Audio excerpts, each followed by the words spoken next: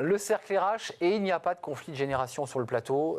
Il y a une très bonne ambiance, une très bonne énergie. Est-ce qu'il y a dans l'entreprise un conflit de génération, des chocs de génération, ces jeunes geeks nés sur leur téléphone, puis les seniors qui seraient toujours avec leur calepin, leur crayon, très éloignés de tout cela? C'est sûrement pas vrai et la vérité doit être au milieu. On en parle avec mes invités. Frédérique Gesque, ravie de vous accueillir, fondatrice d'USCOA. Vous avez un parcours dans l'entreprise. Vous avez été aussi la directrice générale de l'UP13, qui est une belle institution. Autrice de Le choc des générations n'existe pas. Il n'y a même pas 3 petits points, pas de point d'interrogation. C'est posé. C'est une affirmation. Voilà, et vous l'affirmez chez Erol. Le livre est sorti et vient de sortir pour en finir avec les stéréotypes et donner sa juste place à chacun au travail. Ça, c'est votre livre. J'ai un deuxième livre, j'ai été gâté aujourd'hui avec Amélie Favre-Guittet. Je suis très heureux de vous retrouver, chère Amélie. Également. Vous qui voilà, avez vécu les premiers numéros de notre émission Smart Job. 30 pratiques RH pour valoriser les seniors en entreprise, du recrutement à l'offboarding, c'est-à-dire le moment où le senior on leur dit au revoir. Et ça se travaille aussi. C'est sorti chez Vuibert et vous êtes présidente de Boost Me Up. Et Wassila Djellal, ravi de vous accueillir. C'est la première fois que vous venez sur le plateau. Vous êtes fondatrice de Les Infatigables. On parle des seniors avec vous, avec un programme extrêmement complet pour les remettre en selle, du coaching, de l'accompagnement. On va en parler avec vous. Et il y a donc, vous le découvrez, pas de conflit de génération sur ce plateau. Pourquoi ce titre aussi affirmatif ? Parce que quand on parle avec les seniors, enfin les DRH, ils nous disent, et on l'avait dans une émission précédente sur Smart Job, sur le papier, tout le monde veut des seniors et des jeunes, et en fait, dans les faits, on n'embauche pas les seniors et les jeunes peinent à rentrer dans la boîte. Comment vous l'expliquez ça, Frédéric? Et évidemment à Amélie. Il y a beaucoup de raisons à ça. Il y a d'abord un vrai sujet sociétal et culturel. En fait, on est on a des croyances en fait et des stéréotypes, des préjugés envers les très jeunes et les seniors qui sont très ancrés dans notre société et dans notre pays.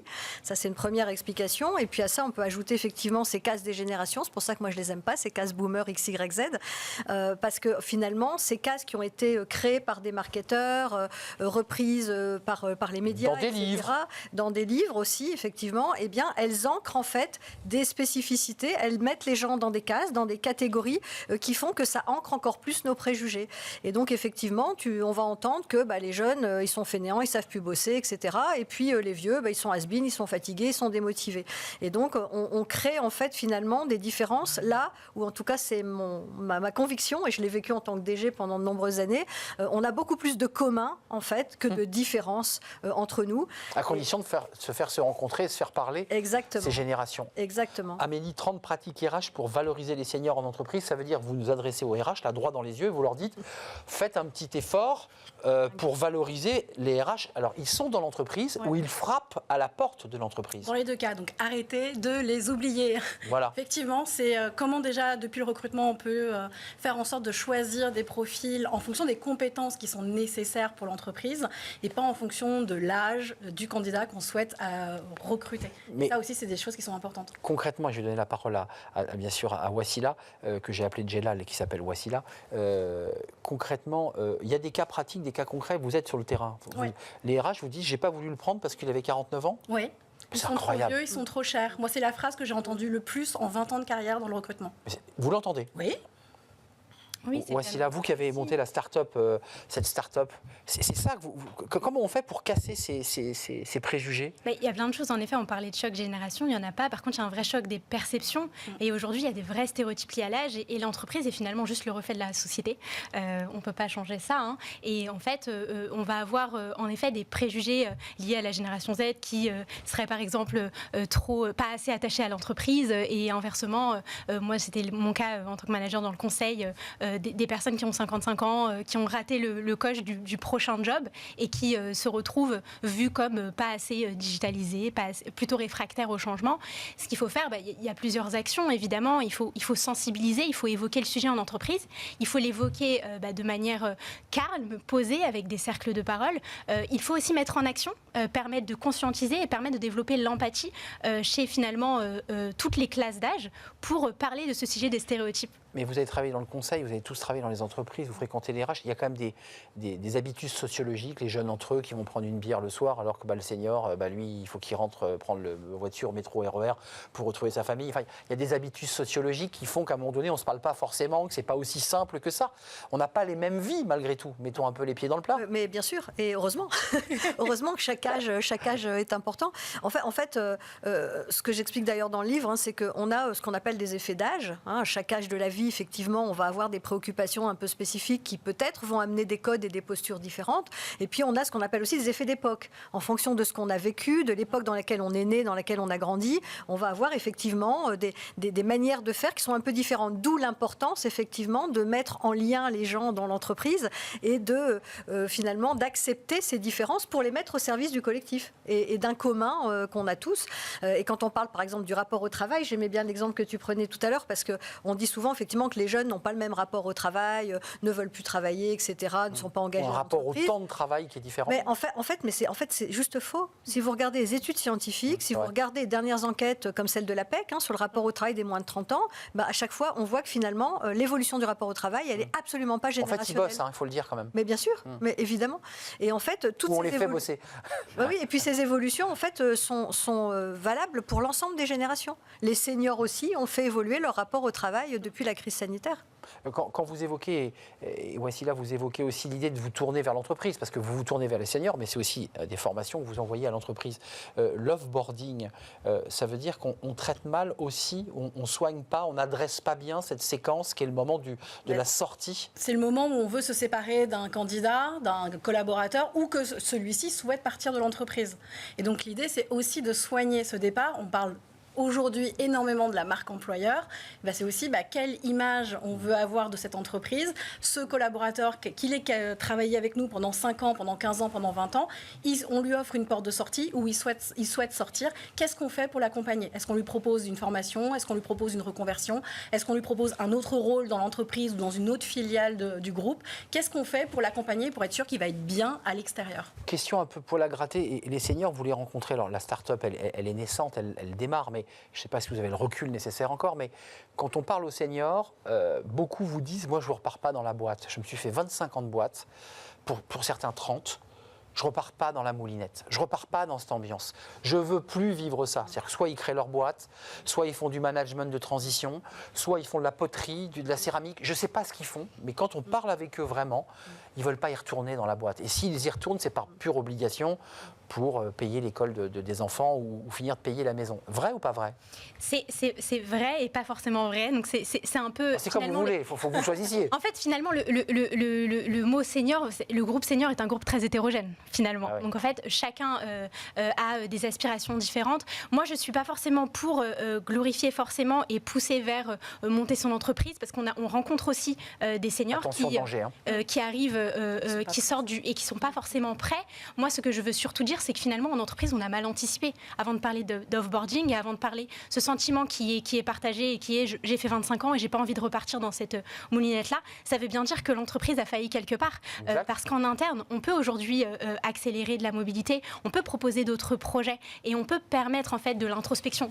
Ça fait partie de notre travail des RH d'ailleurs. Exactement. Oui. Mais pas que. La gestion des carrières. Vous en pensez quoi, Frédéric? Parce que vous dites, la choc des générations n'existe pas. Je leur dis, les jeunes ont du mal à entrer dans la boîte et les seniors ont du mal à re-rentrer dans la boîte quand ils en sont partis. Enfin, on n'y arrive pas là. Alors effectivement, moi je vois beaucoup, notamment dans mon association, Senior for Good, beaucoup de seniors actifs, expérimentés, qui ont envie de contribuer encore au monde du travail, à la société. C'est vrai qu'aujourd'hui, avec l'espérance de vie en bonne santé qui a augmenté, avec les nouvelles façons de vivre finalement et de travailler qu'on connaît aujourd'hui, on a beaucoup de seniors qui ont envie de se réinventer. Donc cette envie en fait d'engagement, de nouvel engagement, de réinvention. Et pas de revivre la même chose. Et pas forcément de revivre la même chose. Donc c'est vrai que là où je suis parfaitement d'accord aussi, l'entreprise a cette responsabilité à maintenir l'employabilité de ses salariés tout au long de leur parcours professionnel. Ça ne s'arrête pas à 45 ans ou à 50 ans. Et on le voit par exemple dans les taux d'accès à la formation. Plus on prend de l'âge et moins on accède à la formation dans l'entreprise. Si on ne forme pas nos salariés expérimentés, après on ne peut pas se plaindre qu'ils sont has-been ou que justement ils ne sont plus déconnectés ou qu'ils ne maîtrisent pas les outils. Et on a la même chose sur les jeunes. Si on ne donne pas la chance à un jeune, il ne faut pas oublier que l'agisme, c'est une discrimination des deux côtés punie par la loi. Et elle touche les deux côtés du curseur. Question pour la gratter, je vais la poser parce que je suis passé par un autre chemin pour y arriver. Quota ou pas quota? La NDRH porte un senior, une solution. Et ça impacte évidemment Wassila qui accompagne ces seniors. Vous y êtes favorable? Parce qu'à un moment donné, il n'y a peut-être pas d'autre solution que de dire à l'entreprise, alors un CDI amélioré, un CDI qui permet voilà. Et une fois que la retraite est arrivée, la retraite arrive et on arrive à basculer. Oui ou non pour les quotas? On le fait pour les femmes? Réponse de Normand, je vais dire les deux. Oui, je suis pour, parce qu'effectivement, il faut qu'à un moment donné, la société change. Il faut que ça soit ancré à l'intérieur. Il faut qu'on voit ce que ça va provoquer à l'intérieur, le fait de justement remettre des seniors au travail. Et peut-être qu'à un moment donné, on pourra l'enlever une fois qu'on aura l'habitude de voir des seniors au travail, que ce ne sera plus un problème. Vous en pensez quoi, Wassila? Je partage totalement. Oui. Il faut qu'on voit et puis en fait, il faut qu'on repense, parce qu'il y a beaucoup de seniors plus de 50 ans aujourd'hui qui sont très délaissés aujourd'hui et qui ont du mal, qui peinent à retrouver une activité. Donc on l'a dit tout à l'heure, qui se forcent parfois à remonter une boîte ou faire du management de transition alors que c'est pas forcément ce qui leur souhait.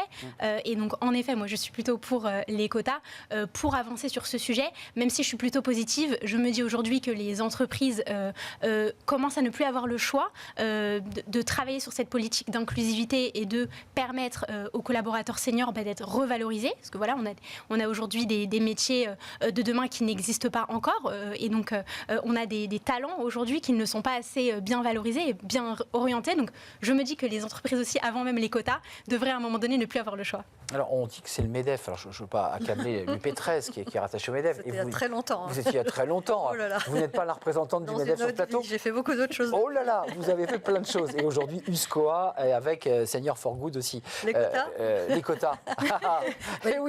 Les quotas, moi je dis oui parce que ça a marché pour les femmes. Bah oui. Je déteste les Conseil quotas. d'administration, COMEX. Voilà, il faut reconnaître qu'on est exemplaire en Europe sur les conseils d'administration. Donc, c'est que ça marche. Moi, je pense qu'on a besoin des quotas. En tout cas, on a besoin de contraintes ou d'incitation ou de sanctions, comme on veut, ça c'est pas à moi de décider, mais on a besoin de pousser les entreprises à accélérer, parce qu'on a besoin d'aller vite, parce que ce qui se passe aujourd'hui, c'est que cette génération, aujourd'hui, des expérimentés, elle est sacrifiée. Ça va bouger. La transition démographique fait que dans 10 ans, les plus de 45 ans seront majoritaires parmi les actifs. Donc demain, de toute manière, l'entreprise fera avec ses seniors. Il n'y aura plus de sujet dans 10, 15, 20 ans. Non. Le sujet, il est maintenant. C'est aujourd'hui qu'on a 800 000 personnes de plus de 50 ans qui font la queue à France Travail et à la PEC et qui ne trouvent pas de boulot. C'est aujourd'hui qu'on laisse les salariés qui ne font pas de boulot et qui acceptent, il faut le préciser, c'est une étude Indeed qu'on a traitée sur ce plateau, qui accepte même d'entrer dans l'entreprise pour ceux qui sont avec un salaire plus bas. Bien sûr. Enfin, je sais pas si ils sont nombreux à accepter des salaires plus bas. Moi, j'ai vu beaucoup de profils seniors rentrer même dans des startups et accepter de baisser le salaire de 30 à 50%, mais parce qu'ils avaient aussi envie de vivre une expérience startup et ils n'avaient plus envie d'être dans les contraintes des grands groupes. Je précise, Wassila, que votre structure, cette start-up Les Infatigables, a reçu vous étiez lauréate du leadership programme de Diversides, je voulais quand même le préciser, c'est important. Vous allez les toucher comment, vos seniors, là, concrètement? Parce qu'on a entendu APEC, on a entendu Pôle emploi. Vous allez dans l'entreprise pour faire cet accompagnement, ou vous allez à Pôle emploi en disant « venez vous former et réarmez-vous ». Je vous souriez parce que c'est la question qui vous a été posée en coulisses, non? On en a beaucoup été en coulisses. C'est forcé, avant l'émission, vous parlez beaucoup. Nous d'abord, on adresse surtout les entreprises via justement leurs collaborateurs seniors. Donc on s'adresse beaucoup aux directions inclusivité, aux directions ressources humaines aussi. De base, c'est vraiment un sujet plutôt porté direction inclusivité de grands groupes. Et on a expérimenté avec des grands groupes des télécoms ou de l'assurance. Et c'est via leurs collaborateurs aujourd'hui que l'on peut travailler et que l'on peut proposer des parcours personnalisés qui leur permettent finalement d'avoir un second souffle et de voir leurs 10-15 dernières années positivement. Parce que c'est un peu ça le risque aussi en entreprise. Et même de réfléchir à un bilan de compétences en disant, parce qu'il faut se dire, je suis arrivé en bout de course, beaucoup sont aujourd'hui en bout de course et cherchent un chemin à la troisième, deuxième partie de leur vie. Et je peux vous dire que moi qui l'ai vécu, parce que j'étais assez défavorable au début à l'accompagnement spécifique des salariés seniors dans l'entreprise. C'est très discriminant, tiens, formation senior. Il ne faut pas stigmatiser. Et j'ai des clients qui sont venus me voir en me disant si Frédéric, on veut que vous proposiez des parcours. Et je vous avoue que ça marche très très bien. Les clients avec lesquels je travaille là-dessus, les salariés en ont vraiment besoin. Il y a un vrai boost de confiance en soi, d'estime de soi, de réengagement du salarié. à condition que l'entreprise derrière tienne aussi ses engagements. Ouais. C'est-à-dire qu'il y ait des possibilités de mobilité, qu'il y ait des possibilités de progression, etc. Si on fait des ateliers, par exemple, avec ces salariés expérimentés, qu'on les rebooste à fond, Et que derrière ça retombe. Ils restent à la même place et qu'à chaque fois qu'ils postulent en interne sur de la mobilité ou autre, il ne se passe rien, ça ne fonctionnera pas. Mais par contre, effectivement, on se rend compte vraiment, et c'est là qu'on voit qu'ils ont été délaissés trop longtemps, en fait, ces salariés, qui a un besoin d'être remis sur la rail et une envie énorme, une énergie énorme, en fait, pour s'engager. Merci, mesdames, pour cet éclairage. Vous voulez un dernier mot, Wassila? Par ailleurs, oui, en effet, sur ce que disait Frédéric, aujourd'hui, proposer des parcours typiquement seniors ne veut pas dire forcément stigmatiser. Tout est une question aussi d'approche. Nous, chez les Infatigables, on est sur une approche qui est valorisante, justement, avec des choses qui valorisent le leadership, pour dire aujourd'hui, on a des programmes pour les hauts potentiels de moins de 30 ans et pourquoi pas pour des hauts potentiels de plus de 50 ans. Ça sera le mot de la fin. Wassila Djellal, fondatrice des Infatigables. 30 pratiques RH, Vuibert, Amélie Favre-Guité, à ne pas manquer du recrutement, l'offboarding, et je vous rends son livre avec tous les petits post-it. Le choc des générations n'existe pas. Ça, c'est le livre de Frédéric Gest, un parcours incroyable auprès des seniors et dans la vie auprès des entrepreneurs et des managers, édition Erol. Le choc des générations n'existe pas. Voilà, poum, c'est tombé. Et Wassila Djellal, fondatrice des Infatigables, en direction des entreprises et des seniors. Merci à vous trois, mesdames. On termine notre émission avec Fenêtre sur l'emploi, évidemment.